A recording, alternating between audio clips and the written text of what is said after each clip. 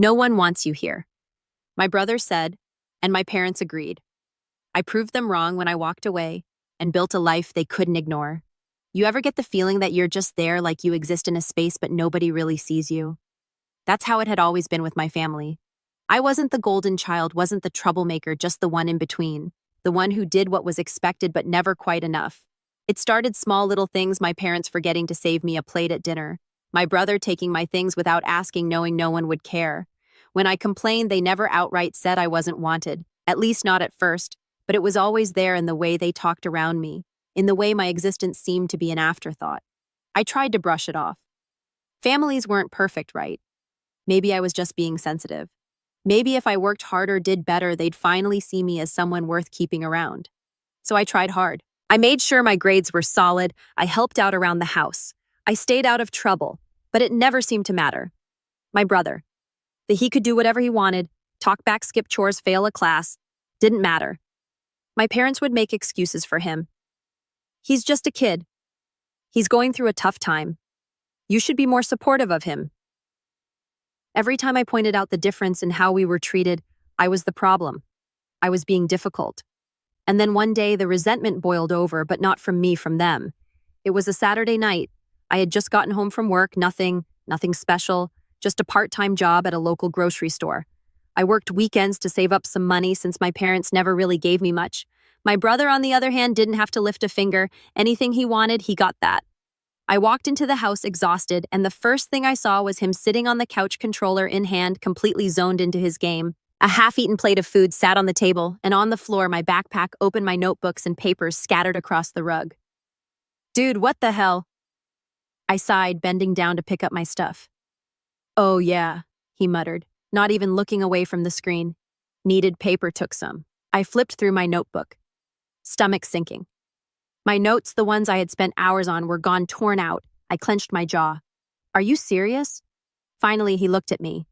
Relax, it's just some dumb notes, not like you do anything important anyway. That hit harder than it should have, maybe because deep down I knew that's how he really saw me, how they all saw me. Where are they? I asked, my voice tight, but he scoffed. Dino, probably in the trash. I don't know what it was about that moment, but something inside me snapped, not in an angry, screaming way, just a cold, quiet realization I wasn't one of them. Not really that. I took a deep breath, forcing myself to stay calm. You're unbelievable, I muttered, walking past him toward the kitchen. That's when my parents walked in, and that's when everything went downhill. My mom and dad walked in laughing about something, some inside joke between them, something I was never part of.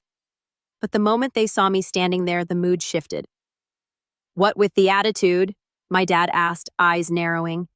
I exhaled sharply, still gripping my ruined notebook. Ask him, I said, nodding toward my brother. He tore out my notes, just threw them away like they were nothing. My mom barely glanced at him. It's just paper, she said, waving a dismissive hand. I looked between them, waiting for something, even just that wasn't cool, or don't do that again, but nothing. Instead, my brother smirked. Yeah, it's just paper, he echoed like he knew he'd already won. I felt my fingers tighten around the notebook. Right, of course. I turned to go upstairs, but my dad's voice stopped me. You know, this attitude is exactly why no one wants to be around you. I froze. What? I asked, turning slowly. Dumb, why Mom sighed like she was tired of me already. You overreact to everything, always playing the victim, always causing problems. Causing problems? I let out a bitter laugh. For what? Expecting basic respect for not wanting my stuff trashed. My brother snorted. God, you're so dramatic. I shook my head. You guys act like I'm the issue, but you don't even see what's happening. You just let him do whatever he wants. Dad folded his arms. Because he's not the one constantly whining. That hit hard, but not as hard as what came next. My brother leaned back on the couch, arms stretched behind his head, and smirked. No one wants you here, man. So, I felt my stomach drop, but it was my parents' reaction that broke something in me. They nodded. They actually nodded. My mom didn't say a word, my dad didn't argue. They just stood there silent, as if that was a fact they had accepted a long time ago. I didn't yell. I didn't beg for them to take it back that. I just breathed, and something inside me went cold. Okay, I said simply, and I walked upstairs to pack my bags, and I left. But this wasn't the end, not even close. Because the next morning, my phone was blowing up with 12 missed calls, and that's when I knew leaving was the best decision I had ever made. I didn't answer the calls, not at first. I just stared at my phone, watching as the notifications kept piling up. My brother, my dad, even my mom. For a family that didn't want me, they sure were desperate to reach me now. I let it ring. I wasn't in a rush. After leaving last night, I didn't even have a plan. I had thrown my things into a duffel bag and walked out feeling numb. I crashed at a friend's place, someone who actually gave a damn about me. He didn't ask questions, didn't push, just handed me a blanket, said, "You can stay as long as you need." It was more kindness than my own family had shown me in years. But now they wanted something, and I had a feeling it wasn't because they missed me. By the time the calls finally stopped, a few texts started rolling in. The first ones were just as I expected. Mom texted, "You're being immature, come back." Dad texted, "Enough of this nonsense, you need to stop acting like a child." I scoffed. Yeah, I really left, and they clearly weren't sorry. Then a new message came in, one that changed everything. Mom texted, "Come home now, we have a problem." Oh. I stared at the screen, my pulse picking up, "Do a problem." I debated ignoring it, but curiosity got the best of me. So I finally texted back just 2 words, "What happened?" Her reply came almost instantly, "Your brother screwed up bad." And just like that, I knew they didn't miss me. They didn't want me back. They needed me. And that gave me an idea. I leaned back against the couch, staring at my phone. So now they needed me. Interesting. I wasn't in a hurry to respond. Instead, I let them sweat a little. If my brother had really screwed up, then whatever happened was big enough that my parents, who had never once taken my side, we now reaching out. After about 10 minutes of silence, more messages started rolling in. Dad texted, "We don't have time for your attitude, just come home." Mom texted, "Please, this is serious." Serious! That almost made me laugh. When my problems were serious, they told me to get over it, but now that my brother was in trouble, suddenly it was urgent. I took my time typing my next response. Not my problem. A minute passed, then another. Then my dad called. I let it ring, declined out. A second later, a text popped up. "Dad, you're being selfish." I exhaled sharply through my nose. Selfish. That was rich coming from him. Then my mom texted again. "Mom, your brother's been arrested." I blinked. Okay, now I was interested. I grabbed my friend's car keys off the counter. "I need a ride." He raised an eyebrow. "You sure thought you were done with them?" I smirked. "Oh, I am, but I need to see this for myself." 15 minutes later, I pulled up in front of my house. My dad was pacing on the porch, phone in hand, looking more stressed than I'd ever seen him. My mom sat on the steps, head in her hands. For once, there was no laughter, no dismissive remarks, just pure panic silenced. I took my time walking up. "So," I said casually, "who wants to tell me what happened?" My dad turned eyes sharp. "Where the hell have you been?" I raised an eyebrow. "Not here like you wanted." He clenched his jaw, but before he could say anything, my mom spoke. "It's your brother," she said, voice shaking. He stole something from the wrong people." I frowned. "The wrong people?" Dad ran a hand over his face. "Some guys at that arcade he hangs out at. We don't know the details, but they called the cops. He's in holding right now." I almost laughed. Of course. My brother had spent years treating me like garbage, thinking he was untouchable, and now the real world had hit him like a truck that. I crossed my arms. "And what do you want me to do about it?" Mom gave me a desperate look. "We need money for a lawyer bail something. We need your help." I stared at her for a long moment, then finally I smiled. They needed me, but I didn't need them. After all the years of pushing me aside, of treating me like I was nothing, now they were looking at me like I was their only hope. And in a way, I was Dot. I tucked my hands into my pockets, tilting my head slightly. "So let me get this straight. You told me I was unwanted. You let my brother treat me like garbage. You didn't care when I walked out. But now that he's in trouble, you suddenly remember I exist." My dad's jaw tightened. "This isn't about that. This is about family." I laughed, a short, sharp sound. "Oh, now we're family." That's funny because last night I was a burden. Mom's eyes were pleading. "Please, we can talk about all of that later. Right now, we need to get him out before this gets worse." I let out a slow breath, pretending to think it over. "And how much money are we talking about?" Dad sighed. Bail is set at $10,000. We can pay a portion, but we need you to cover the rest. I whistled. 10 grand, huh? Sounds serious. My mom perked up slightly. So you'll do it? I smirked. Oh, absolutely not. Their faces fell so fast I almost felt bad almost. Excuse me, my dad snapped out. I shrugged. Not my problem. Mom's voice cracked. But he's your brother. No, he's your son, I corrected.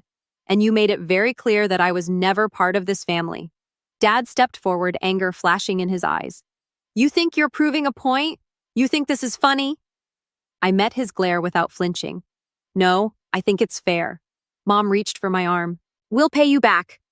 I took a step back. You think I trust you? The people who threw me away without a second thought? Her mouth opened and closed, but she had nothing to say. I shook my head. Here's what's going to happen. You're going to figure this out without me just like you always wanted, and I'm going to walk away just like you told me to. I turned on my heel, making my way back to my friend's car. Behind me, my dad shouted, "Don't you dare walk away from us." I glanced over my shoulder. You already did it first. Then I got in the car and drove away, leaving them in the mess they created. As I drove away, my hands clenched around the steering wheel. I should have felt triumphant. I should have felt like I finally got the last laugh. But instead, I felt hollow, not because I regretted my decision. No, they had it coming. But because after everything, even after they begged for my help, I knew they still didn't see me as family. They just saw me as a solution, a wallet, a safety net. And now that net was gone. That night, I sat in my apartment scrolling through my phone while enjoying a nice greasy burger from my favorite takeout place. It was peaceful quiet, the kind of night I hadn't had in years living under that roof. I had half a mind to turn my phone on silent, but I couldn't resist checking my notifications, and surprise, my family had not given up. Why, Mom had sent 3 messages in a row. We can work something out. Please, let's talk. Your brother is still in jail. We're struggling to get the money together. Please, I know we were harsh before, but we're family. I nearly choked on my soda. Now we're family. Now they cared. That was rich. I was debating whether to even respond when another text popped up, this time from my dad. Look, we can repay you. You just need to trust us. That one actually made me laugh out loud. Trust them? The same people who spent years treating me like an unwanted guest in my own home. The same ones who told me to leave without a second thought. Yeah, right. Just as I was about to put my phone down, another message came in from my brother. Come on, man. You're really going to let me rot in here? Oh, this was too good. After everything he put me through, all the times he pushed me around, made fun of me, called me useless, and now he wanted my help, I decided to have a little fun. You told me no one wanted me around. I'm just respecting your wishes, smiley face. Delivered? Read? No response that? I smiled to myself, stretched my arms behind my head, and took another bite of my burger. Life was good. The next morning, I woke up to a flood of messages.